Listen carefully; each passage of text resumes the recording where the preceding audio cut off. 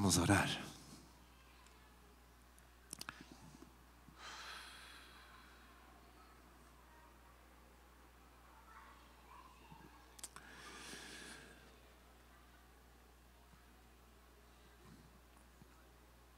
Obrigado, Senhor, por essa santa expectativa, Senhor. E em Teu nome, Senhor, para a glória do Teu nome, apesar de saber que eu haverei de falhar, Senhor, mas sabendo que o Senhor não falhará, Senhor, porque não cabe a mim, não cabe ao homem, Senhor, gerar vida por meio da Tua palavra. Isso cabe ao Senhor, e o Senhor de eternidade em eternidade não tem falhado. O Senhor nunca falhou. E em Teu nome, Senhor, sabemos, cremos que não será hoje, que não será nessa hora que o Senhor haverá de falhar. E para a Tua glória, Senhor, para a glória de Cristo Jesus, em nome do Senhor Jesus, que a Tua vontade, que o Teu querer, que a obra vivificadora do Teu Santo Espírito, que acontece por meio da Tua palavra, por ordem do Pai, que essa realidade vivificadora se manifeste hoje, para sempre. Amém. Amém. Amém. Abra, por favor, acesse comigo o texto bíblico em Atos, no capítulo 2.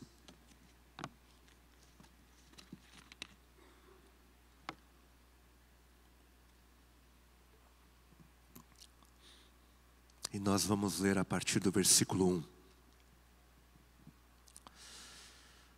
Nós vamos ler do versículo 1 ao 21. Atos capítulo 2, versículo 1 em diante. Ao cumprir-se o dia de Pentecostes, estavam todos reunidos no mesmo lugar. De repente veio do céu um som como de um vento impetuoso e encheu toda a casa onde estavam sentados. E apareceram distribuídas entre eles línguas como de fogo, as quais pousaram sobre cada um deles.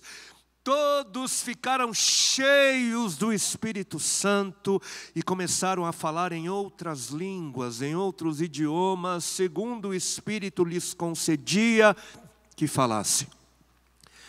Estavam morando em Jerusalém judeus, homens piedosos, vindos de todas as nações debaixo do céu. Assim, quando se fez ouvir aquela voz, afluiu a multidão, que foi tomada de perplexidade, porque cada um os ouvia falar na sua própria língua. Estavam atônitos e se admiravam, dizendo: vejam, não são galileus todos esses que estão aí falando? Então, como os ouvimos falar cada um em nossa própria língua materna? Somos partos, medos, elamitas e os naturais da Mesopotâmia, Judeia, Capadácia, Ponto e Ásia, da Frígia, da Panfilha, do Egito e das regiões da Líbia, nas imediações de Cirene, e romanos que aqui residem, tanto judeus como prosélitos, cretenses e árabes. Como os ouvimos falar sobre as grandezas de Deus em nossas próprias línguas. Todos atônitos e perplexos perguntavam uns aos outros: o que será que isso quer dizer? Outros, porém, zombando, diziam: estão bêbados. Então Pedro se levantou junto com os 11 e, erguendo a voz, dirigiu-se à multidão nestes termos: homens da Judéia e todos vocês que moram em Jerusalém, Tomem conhecimento disto e prestem atenção no que vou dizer. Estes homens não estão bêbados como vocês estão pensando, porque são apenas 9 horas da manhã. Mas o que está acontecendo é o que foi dito por meio do profeta Joel. E acontecerá nos últimos dias, diz o Senhor, derramarei o meu espírito sobre toda a humanidade.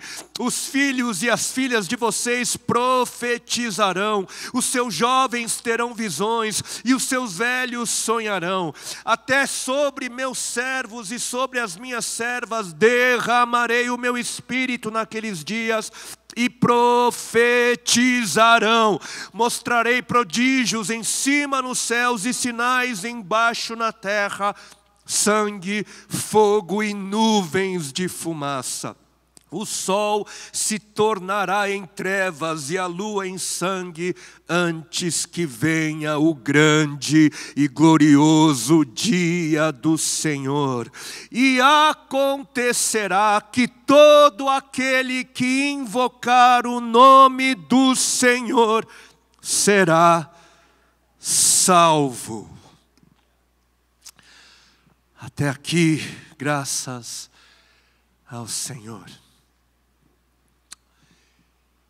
Eu tenho a impressão que no encontro passado, a gente acabou começando uma série dentro de uma série. Para aqueles e aquelas que estão conosco pela primeira vez hoje, nós recentemente começamos uma nova série de mensagens que vai cobrir o livro de Atos. Hoje é o nosso 4º encontro nessa série. E vai ser uma jornada não exaustiva. A gente não vai falar de tudo que seria possível falar no contexto do livro de Atos. Pelo menos não nesta ocasião. Mas ao longo dessa nova série, nós vamos estar parando em alguns momentos para prestar atenção em um ou outro assunto que for julgado importante. E inclusive é isso que vai acontecer hoje. Hoje nós vamos continuar, né, onde nós paramos na última vez. E nós vamos continuar então a prestar atenção em alguém que é muito especial para nós. Porque no encontro passado nós começamos a falar do outro enviado, né? Do outro que também é uma pessoa divina. Nós falamos da pessoa do Espírito Santo. E falamos do quanto é importante conhecermos a pessoa do Espírito Santo. Porque se o Espírito Santo faz parte de quem Deus é, então quanto mais o conhecemos, mais conhecemos a Deus. E quanto mais conhecemos a Deus, mais o amamos, mais o apreciamos, mais o desejamos, mais o buscamos, exaltamos, adoramos.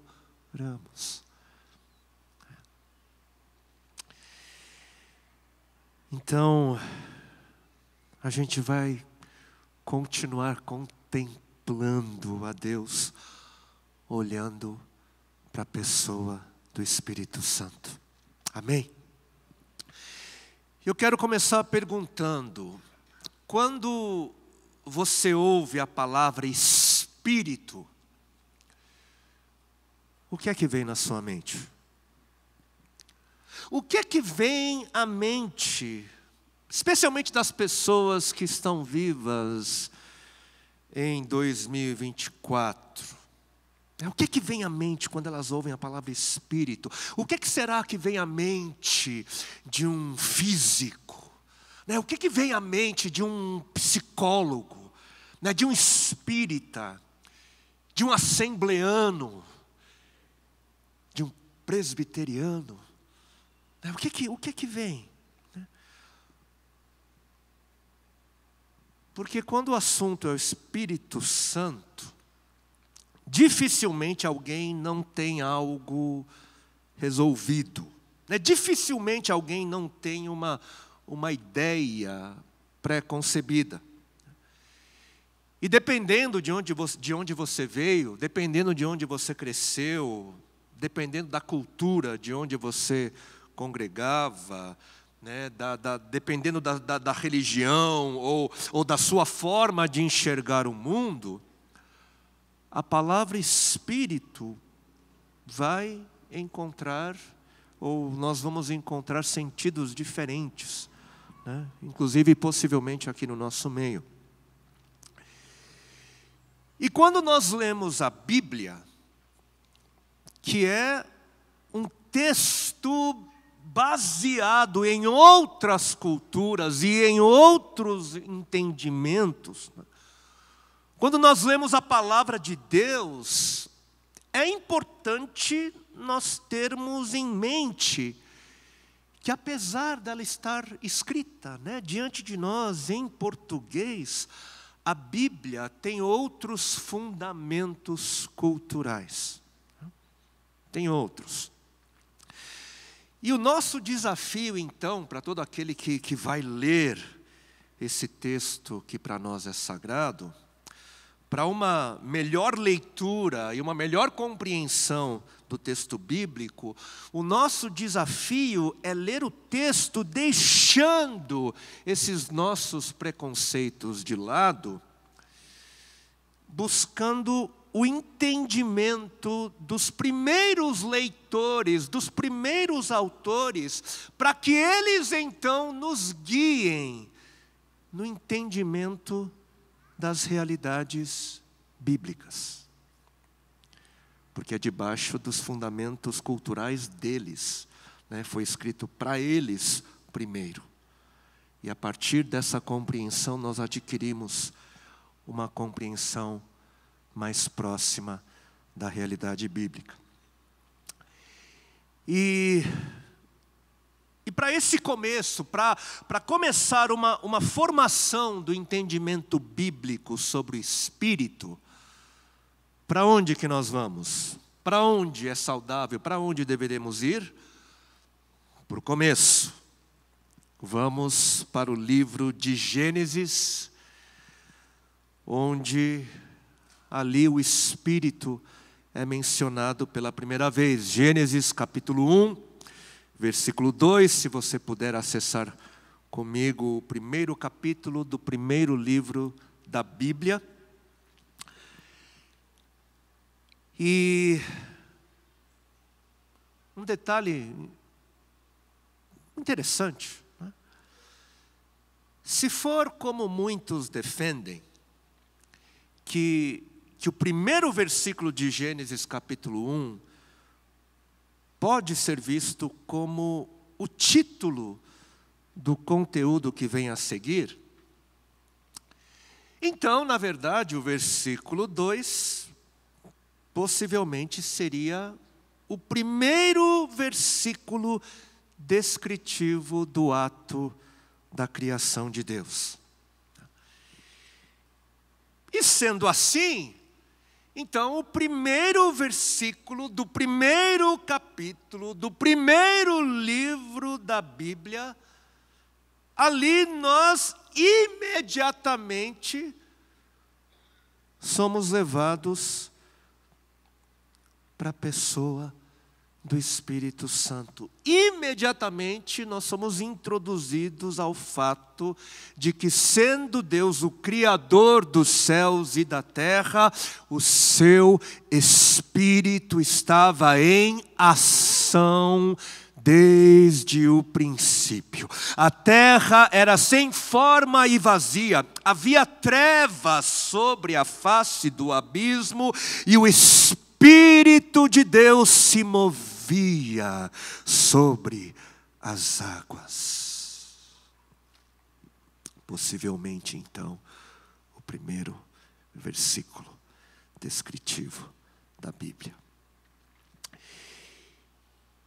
E para que o nosso entendimento do Espírito seja o mais próximo possível do entendimento bíblico, vale a pena nós olharmos para a palavra original, hebraica, né, que em muitas versões de Bíblias em português nós traduzimos para Espírito. E a palavra hebraica aqui é Ruach. Ruach. Ruach Elohim, o Espírito de Deus. E assim como muitas das palavras do hebraico antigo têm mais de um significado, a palavra Ruach também tem mais de um. E esses significados, como tantas outras palavras, eles se conversam, esses significados se complementam e nos dão um sentido, uma compreensão mais ampla e mais profunda. E Ruach tem 3 principais significados básicos: vento, sopro e Espírito. Vento, sopro e Espírito. E ainda como sopro ou Espírito, ainda existe uma ligação com o sentido de fôlego, ar, respirar, respiro. E é bom ter isso em mente, então. Quando a gente pensar em Ruach, vento, sopro, fôlego, ar, respirar, Espírito.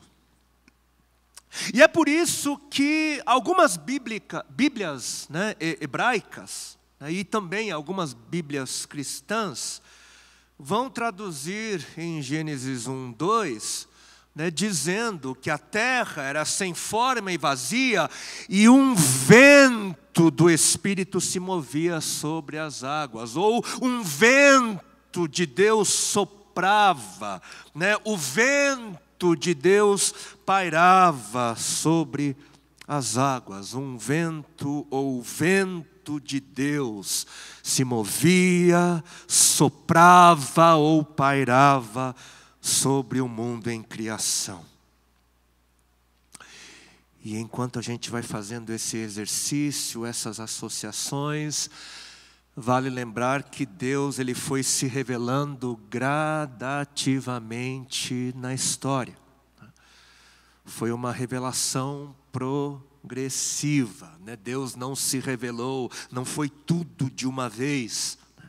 E essa revelação, ela levou cerca de 1500 anos para se completar, de Gênesis a Apocalipse. E então, de início, né, logo nas primeiras linhas, nós somos apresentados ao vento, ao sopro, ao Espírito de Deus. E no versículo seguinte, no versículo 3, a Bíblia diz: e disse Deus, haja luz. Deixa eu te pedir um favor. Coloca uma das suas mãos assim, bem pertinho da sua boca, e diz assim: haja luz. Diga. Sentiram? Sentiu o ventinho? O fôlego, o sopro. Isso é Ruach. Ruach. E olhem só, para que algo seja dito, antes é preciso o quê?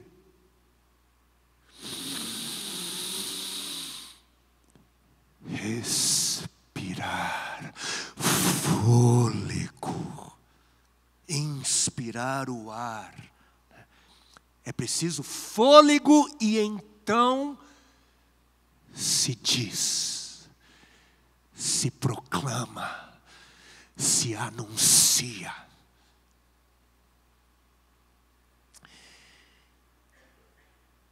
E em Gênesis 1, o que é que nós vamos perceber com muita clareza? Que em todo ato criativo, em todos os atos da criação, nós vamos ver o quê? Deus dizendo, proclamando, e disse Deus, haja, e ouve. E é claro, é muito claro, que essa linguagem toda é uma linguagem metafórica. Tudo isso é uma metáfora. Deus, ele não tem pulmões que precisam de ar para fazer com que palavras fluam por meio de cordas vocais, né? Mas toda essa linguagem metafórica, ela deixa bastante clara a ênfase. Que ênfase? De que o Ruach de Deus foi presente e atuante em toda a criação. Em toda a criação. Sim, toda a Trindade foi atuante. E isso fica claro também quando nós vamos analisar essa linguagem metafórica. Nós vamos ver intenção, né? A intenção criativa do Pai, enviando a palavra, que nós sabemos hoje é o Filho, né? Ele disse, ele proclamou, a palavra foi enviada e disse por meio do ar, do fôlego, por meio do Espírito. E no capítulo 2, no capítulo seguinte de Gênesis, nós vamos ver o mesmo conceito de Ruach. De novo, ali no versículo 7, então o Senhor formou o homem do pó da terra e lhe soprou nas narinas o fôlego de vida, e o homem passou a ser um ser vivente. Nós vemos o sopro de Deus dando fôlego de vida, o sopro de Deus criando vida.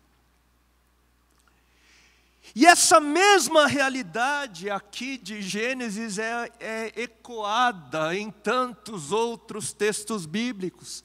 Em Salmos 33, versículo 6, a Bíblia diz que pela palavra do Senhor foram feitos os céus, pela palavra do Senhor, e pelo seu sopro, pelo seu ruach, né, o sopro da sua boca, tudo o que neles há.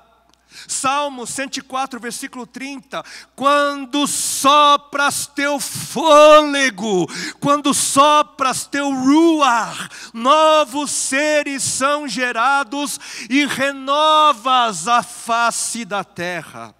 Jó capítulo 33, versículo 4, o Espírito de Deus me criou, o Ruach de Deus me criou, o fôlego do Todo-Poderoso me dá vida. Na dinâmica da Trindade, o Ruach de Deus, desde o início e ao longo de toda a narrativa bíblica, o Espírito de Deus é o grande responsável pela vida.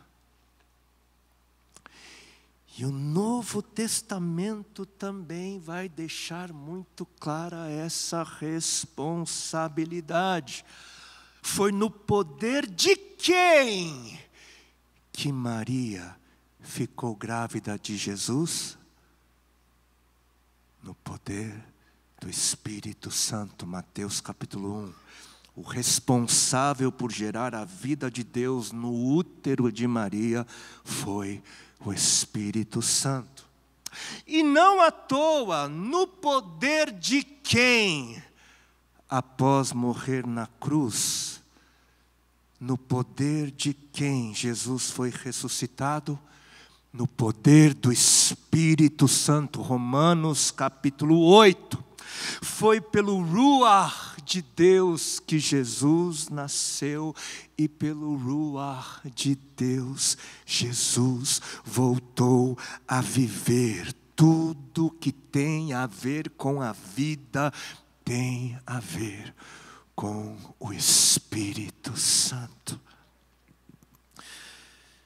Por isso a Bíblia vai nos dizer que se alguém não nascer do Espírito, não poderá entrar no reino de Deus, porque o reino de Deus é um reino de vida, e se o assunto é vida, tem a ver com o Espírito. Se eu e você somos novas criaturas em Cristo, se eu e você nascemos de novo, esse novo nascimento foi pelo poder do Espírito de Deus, no poder do Espírito Santo. E o mesmo Espírito que nos gerou continua a se mover em nós, continua a se mover assim como se movia sobre as águas no princípio, assim como se movia na vida de Jesus. E vai ser no poder do mesmo Espírito que ressuscitou a Jesus que nós seremos ressuscitados. Porque nele vivemos, nele nos movemos, nele existimos e existiremos para todo o sempre. E a gente passaria horas e horas, a gente poderia ficar aqui um bom tempo falando da realidade vivificante do Espírito de Deus, do Espírito Santo que traz vida. Mas o nosso tema de hoje, que diz respeito também à vida, mas o nosso tema de hoje é sobre a presença do Espírito Santo, do Ruach de Deus. E eu pergunto, você já se sentiu longe de Deus? Você já teve a impressão de que Deus parece estar ausente da sua vida? Quantas vezes a gente não ouviu? Onde está Deus? Ou eu não consigo sentir a presença de Deus.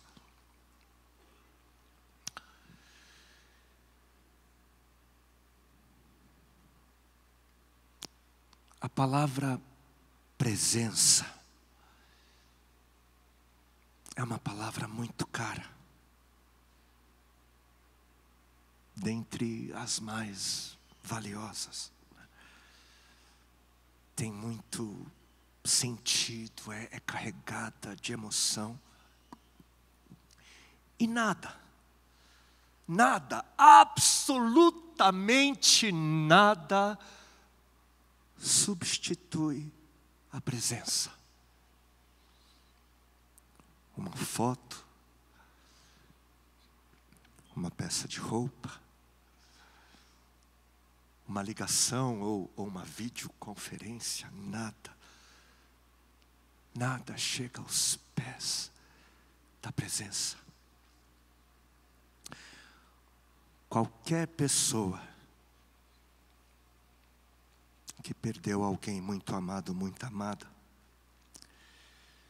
vai dizer que o que ela mais sente falta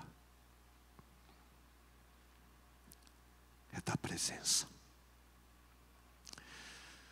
Porque se existe algo que traz sentido para as nossas vidas, se existe algo que gera alegria, afeto, carinho, força, ânimo, amor e prazer, é a presença.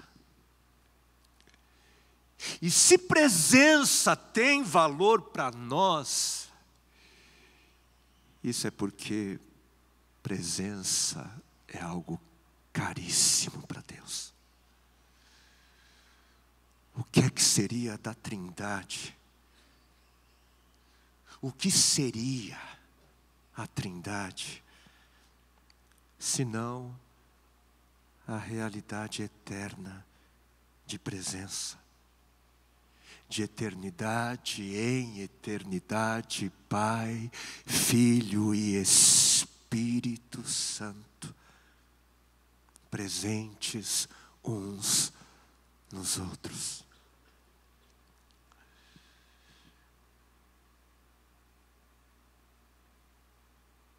Porque toda relação se mantém da presença.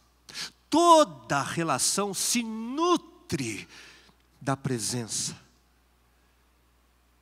É assim com o nosso Deus triuno.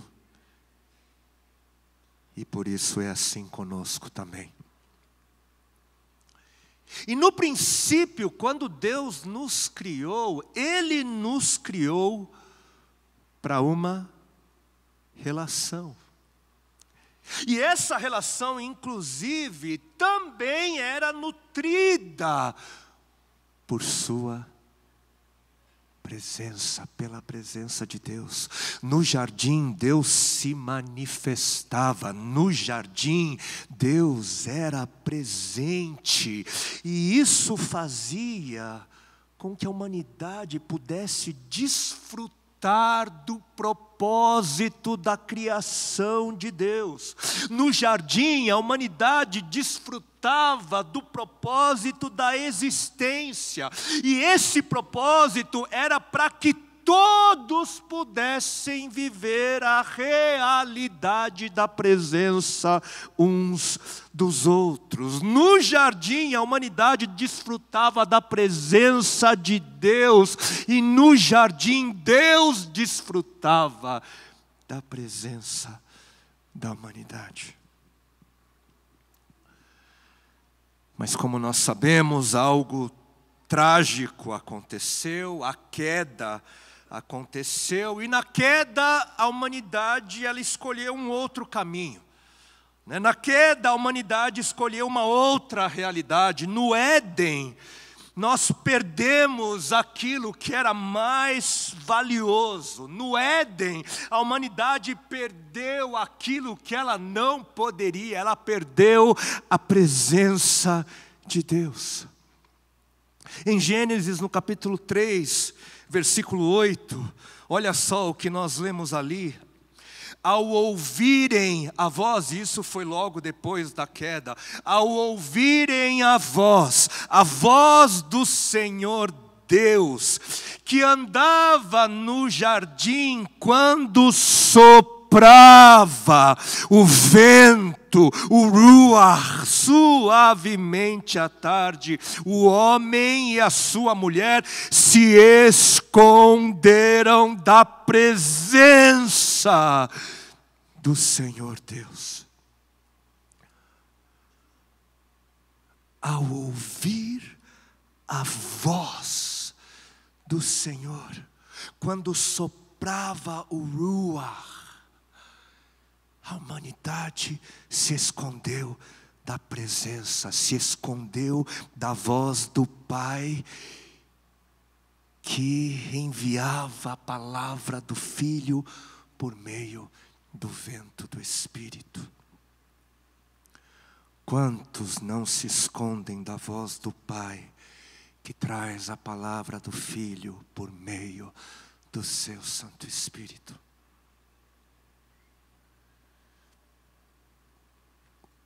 Na tragédia da queda, a humanidade escolheu o caminho que levava para a ausência da presença. Na queda, o pecado trouxe separação, o pecado trouxe distância, o pecado fez com que nos escondêssemos da presença de Deus e separados da fonte da vida. Com a ausência da presença, o pecado trouxe morte. Trouxe morte. Mas depois da queda, depois da rebelião, depois do pecado, Deus desistiria da humanidade criada. Depois do pecado, Deus desistiria de se fazer presente no meio daqueles que Ele tanto amou.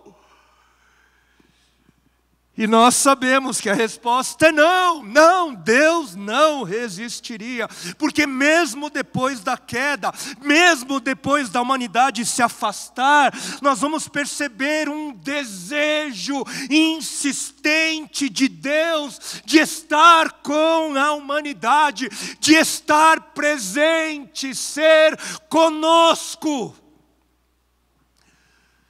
No Antigo Testamento nós vamos perceber Deus escrevendo uma história, mesmo sendo nós pecadores, mesmo nos nossos desejos de viver escondidos da presença.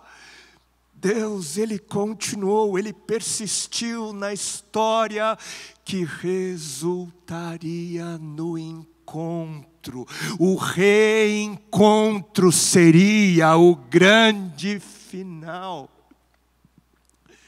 E logo no segundo, já no segundo livro da Bíblia, no livro de Êxodo, por meio de uma estrutura construída por Moisés, a glória de Deus, a presença de Deus passaria a se manifestar.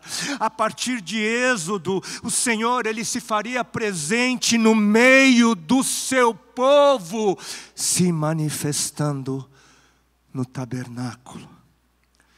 Nessa estrutura móvel que serviria como um templo enquanto o povo caminhava no deserto na direção da terra prometida.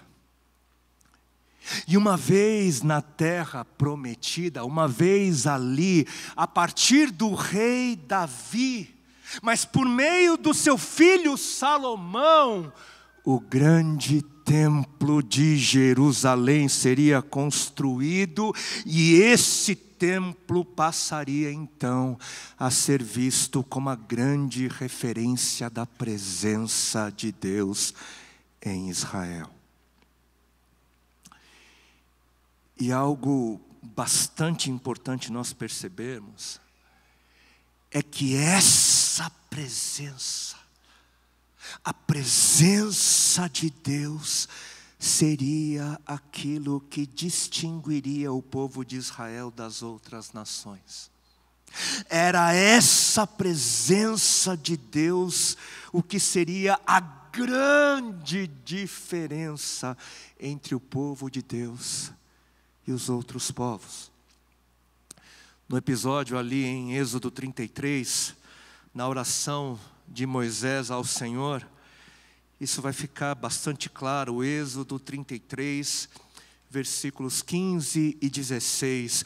Então Moisés disse: se a tua presença não for conosco, se a sua presença não for, não nos faça sair deste lugar.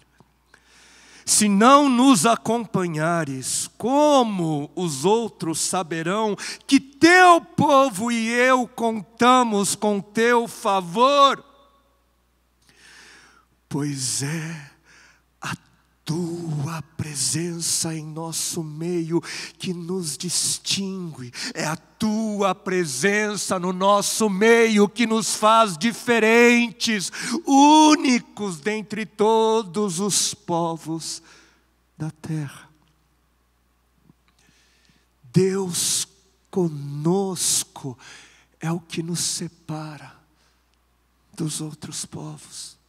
Deus conosco é o que nos santifica. Deus conosco é o que nos faz ser um povo santo.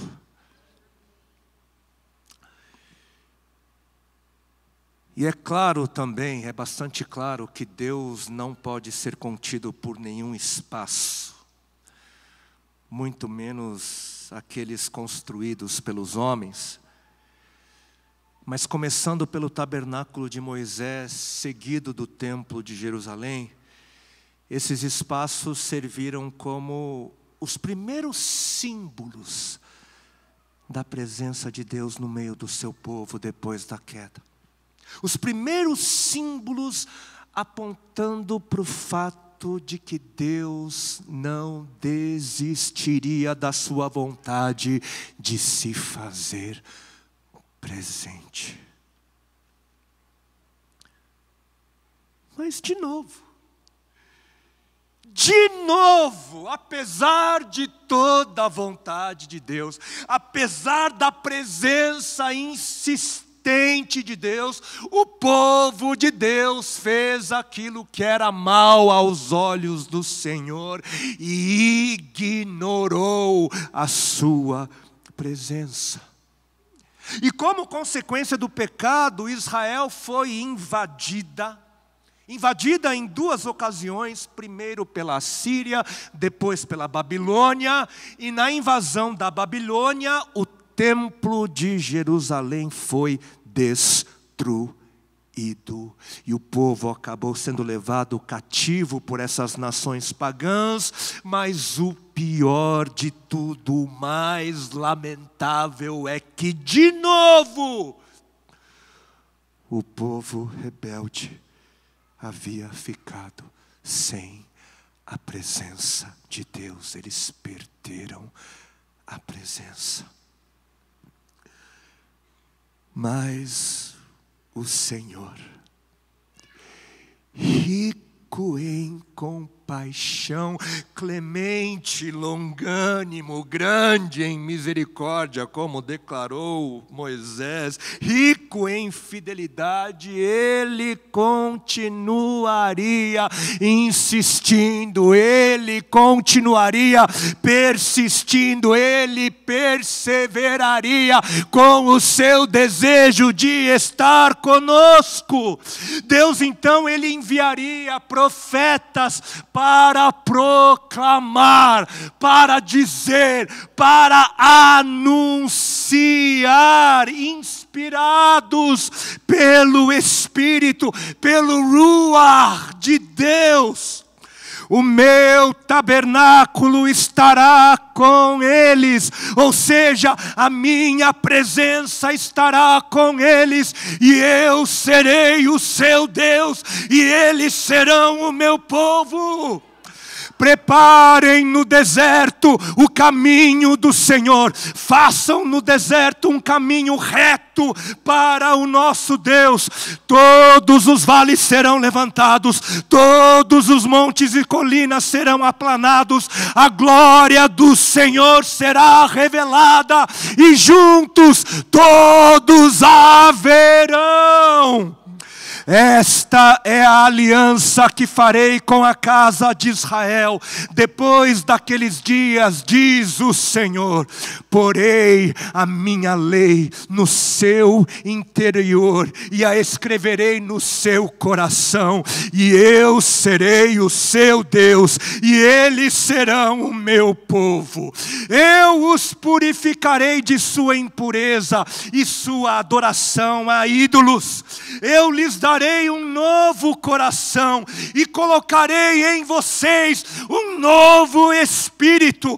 Removerei seu coração de pedra e lhes darei coração de carne. Porei dentro de vocês o meu espírito, dentro de vocês o meu ruach, para que sigam meus decretos e tenham o cuidado de obedecer os meus estatutos. Vocês serão o meu povo e eu serei o seu Deus. Cante e alegre-te, ó filha de Sião, porque eis que venho e habitarei no meio de ti, diz o Senhor. E naquele dia muitas nações se ajuntarão ao Senhor e serão o meu povo, e habitarei no meio de ti. Eu serei presente.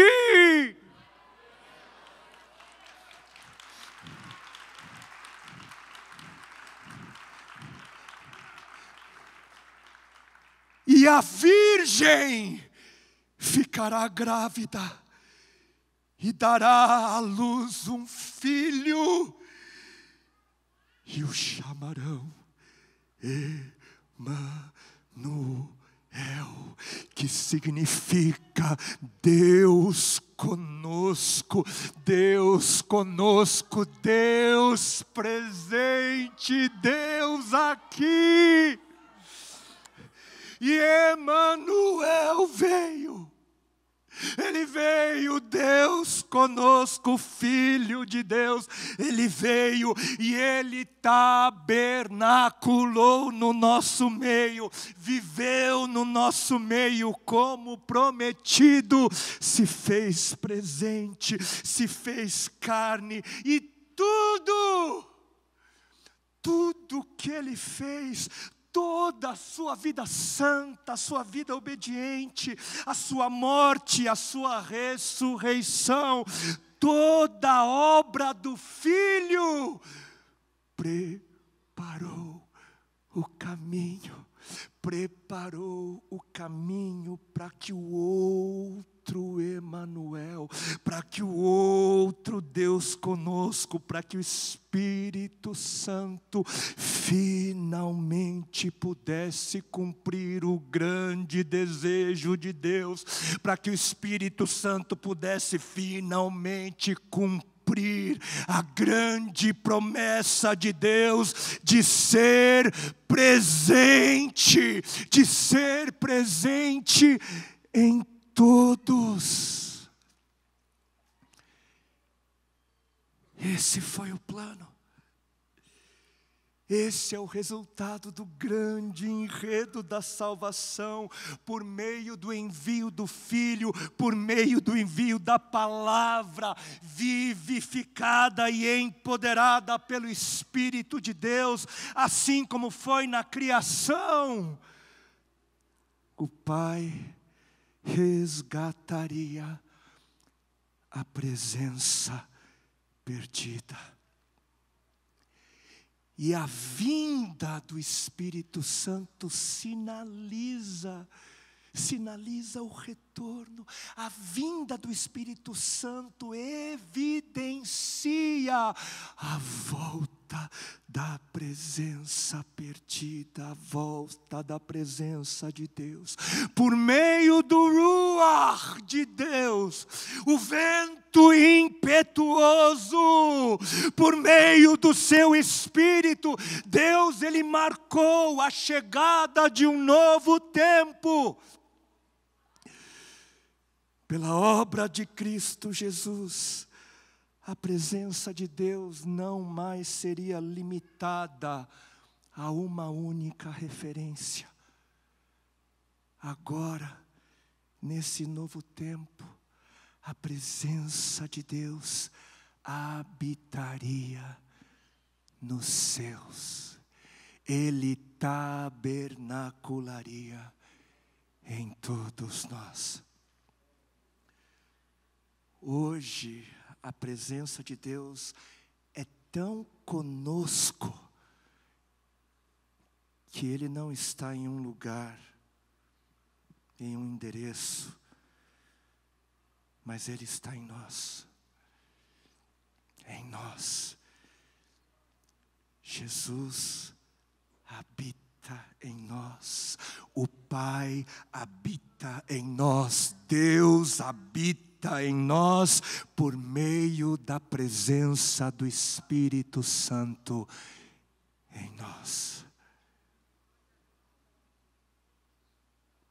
E eu quero finalizar lendo o texto de Efésios, no capítulo 1, versículos 13 e 14. Agora, vocês também ouviram a verdade, as boas novas da salvação. E quando creram em Cristo, quando creram, Ele colocou sobre vocês o selo do Espírito Santo que havia prometido. O Espírito é a garantia de nossa herança até o dia em que Deus nos resgatará como sua propriedade para o louvor da sua glória.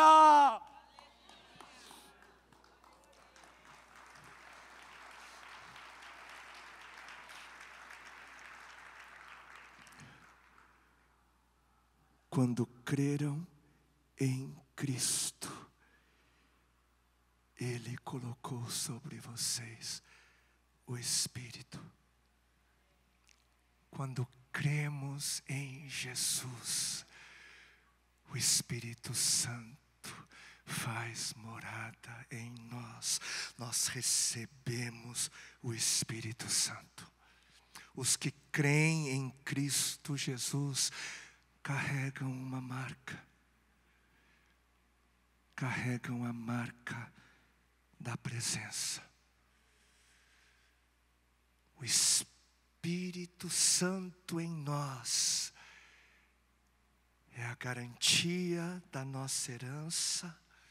O Espírito Santo em nós é o nosso novo coração. O Espírito Santo em nós é a nossa nova capacidade de dizer sim a Deus.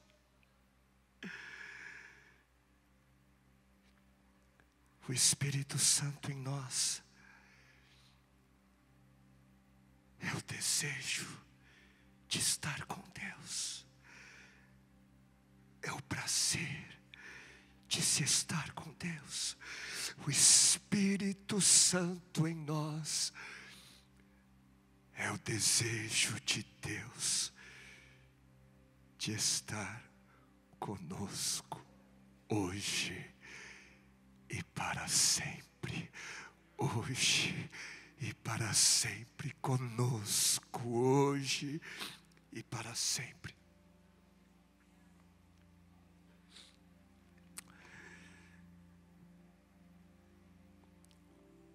E eu não sei se você tinha dúvidas quanto ao desejo de Deus de estar com você.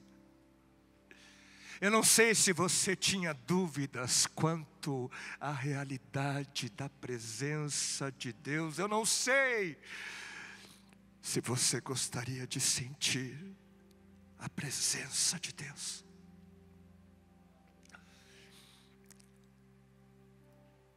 Mas é bem verdade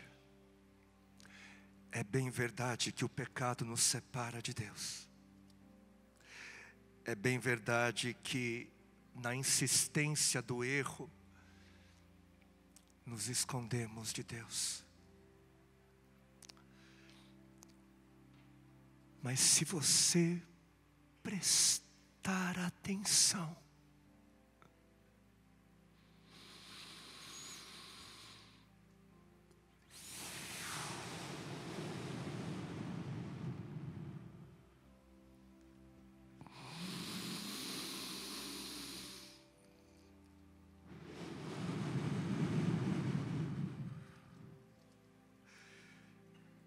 se você prestar atenção, você vai perceber que Deus não desistiu de ser presente na sua vida. Porque em cada respiro que permite com que a vida continue, em cada respiro, um lembrete. Eu sou com você em cada fôlego, em cada respirar, um lembrete: eu sou contigo.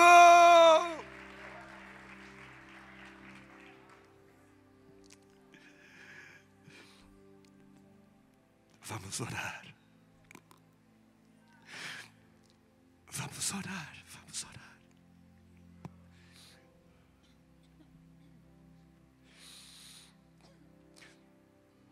Deus não desistiu e nunca vai desistir de ser presente em nossas vidas.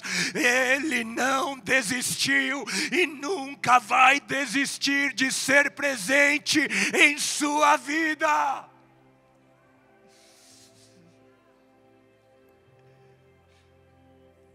Mas se você duvida, se existe dúvida em seu coração, eu te convido a ouvir as palavras dos salmistas. Eu te convido a fazer as palavras do salmista as suas também. Porque as palavras do salmista dizem: Senhor, Tu me sondas e me conheces. Sabes quando me sento e quando me levanto. De longe percebes os meus pensamentos. Observas o meu andar e o meu deitar e conhece todos os meus caminhos. Antes mesmo que a palavra me chegue à língua, Tu, Senhor, já a conheces inteiramente. Tu me cercas por todos os lados e me guardas com o Teu poder. Tal conhecimento é maravilhoso demais para mim. É tão elevado que não posso compreender. Para onde poderei eu escapar do Teu Espírito? Para onde poderia fugir da Tua presença?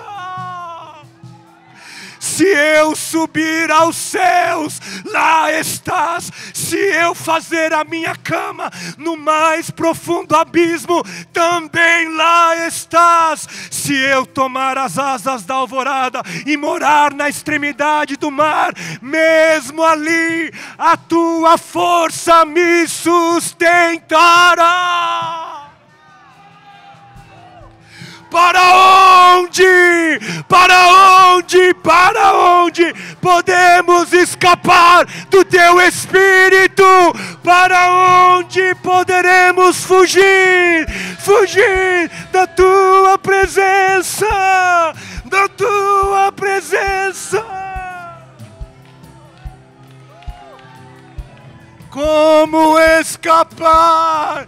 Como fugir? Como fugir? Não há como fugir. Ele nos cerca, Ele te cerca, Ele insiste, Ele persiste. A sua bondade, compaixão, fidelidade, misericórdia insistem até que você se perceba diante da sua presença.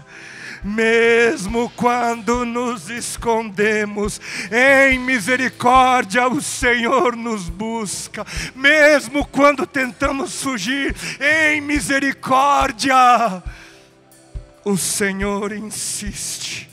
Ele espera, Ele não desiste, Ele não desistiu, não desiste, não desistirá. É maravilhoso demais, Senhor, maravilhoso, não podemos compreender, não compreendemos. Mas recebemos pela fé. Não compreendemos, mas recebemos bondade, graça, fidelidade, misericórdia, misericórdia, misericórdia. Recebemos os sinais da Tua presença, recebemos a Tua presença.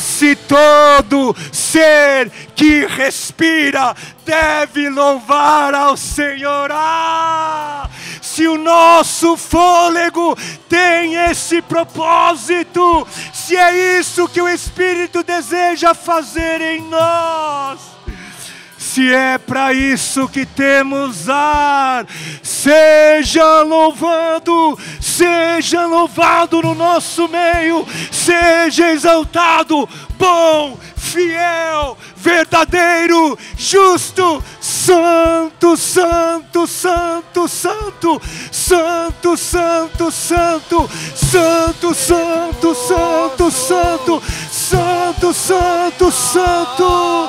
Todo ser que respira, todo ser que respira, louve, louve, louve, louve, louve, louve, louve, louve, louve. Onde estão aqueles que anseiam pela presença? Onde estão aqueles que desejam? Onde estão aqueles que buscam mais do que tudo, mais do que tudo? Deus conosco, Deus Emanuel, Emanuel, Emanuel. Sopra sobre nós, vem aqui reinar. Se no meio dos louvores do seu povo habita o Senhor, se no meio dos louvores o Senhor se faz presente, santo, santo, santo é o Senhor, todo, todo, todo poderoso, aquele que era, que é e que há de vir, há de vir, há de voltar, que amou ao mundo de tal maneira que não poupou o seu Filho unigênito, que morreu a nossa morte e ressuscitou a nossa vida. Bendito, bendito, bendito, bendito, bendito.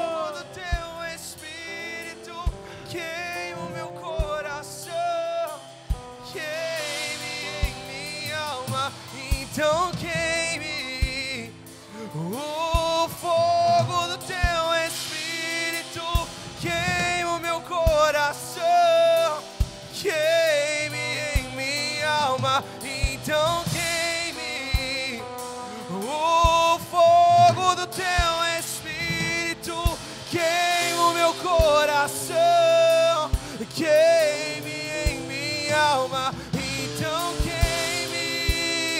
o fogo do teu Espírito queima o meu coração, queime em minha alma. Então queime o fogo do teu Espírito, queima o meu coração. marca-nos, Senhor, então queime com a tua presença. Marque-nos, marque-nos, Senhor. Eu Sim. quero te ver, Senhor. Abre o céu neste lugar. Eu quero te ver, Senhor. Abre o céu neste lugar. Eu quero te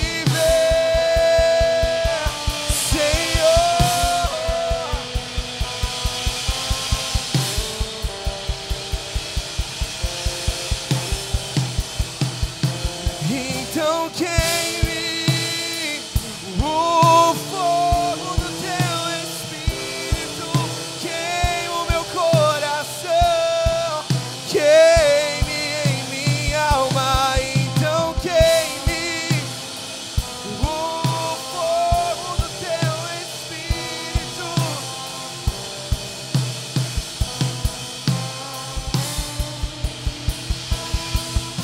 O vento impetuoso sopra sobre nós, como em Pentecostes, vem aqui em nós. O vento impetuoso sopra sobre nós, como em Pentecostes, vem aqui em nós. O vento impetuoso sopra sobre nós, como em Pentecostes, vem aqui reinar. O vento impetuoso,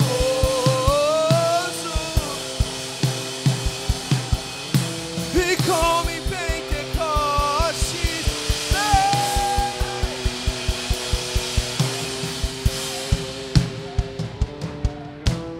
sopra sobre nós, como em Pentecostes, vem aqui em Marque-nos com a tua presença.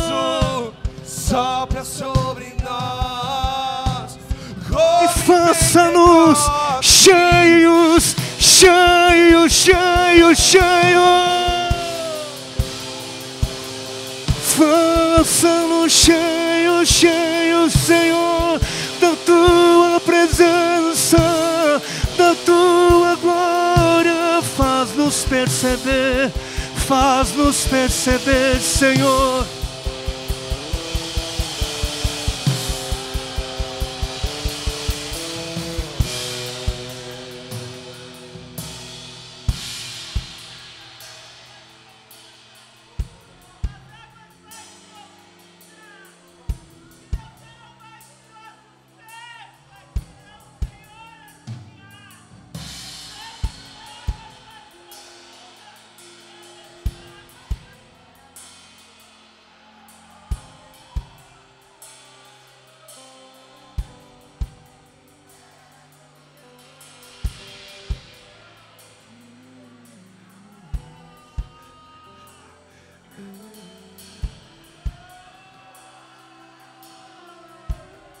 Não há ninguém como tu. Não há ninguém como tu, Senhor. Não há ninguém como tu. Incomparável.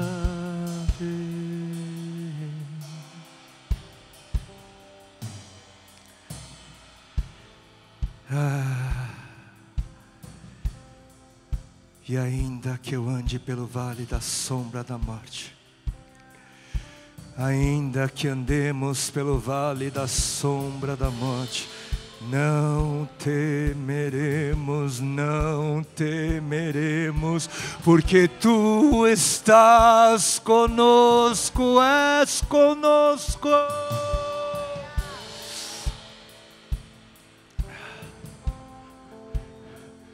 Cresçamos na realidade da presença